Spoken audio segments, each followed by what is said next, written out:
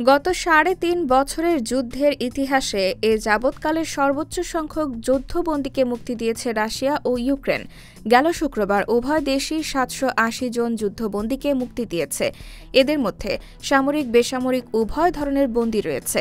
এই যুদ্ধবন্দীদের অর্ধেক অর্থাৎ ৩৯০ জন ইউক্রেনের, বাকি অর্ধেক রাশিয়ার।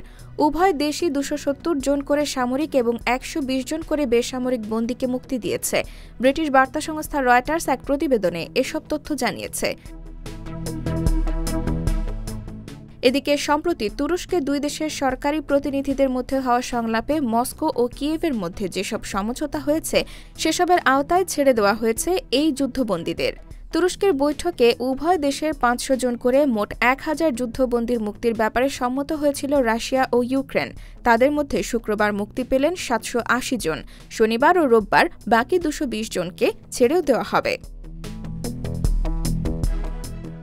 জানা গেছে, শুক্রবার যে ৩৯০ জন ইউক্রেনীয় যুদ্ধবন্দীকে মুক্তি দিয়েছে মস্কো, তাদের একজন ওলেকজান্দার নেহির ইউক্রেনীয় বাহিনীর একজন সেনা সদস্য। এছাড়া ৯ মাস আগে ইউক্রেনের খেরসন প্রদেশে দেশটির সেনাবাহিনীর হাতে বন্দী হয়েছিলেন রুশ বাহিনীর সেনা সদস্য ওলেকজান্দার তারাসোভ। শুক্রবার যে ৩৯০ জন রুশ যুদ্ধবন্দীকে মুক্তি দিয়েছে তাদের মধ্যে তারাসোভও একজন।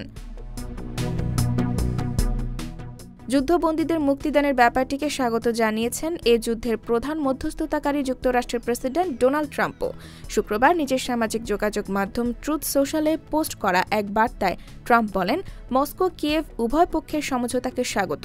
এই সমঝোতা কি অদূর ভবিষ্যতে আমাদের বড় কোনো সুসংবাদের দিকে নিয়ে যাবে? IBTV USA, new York.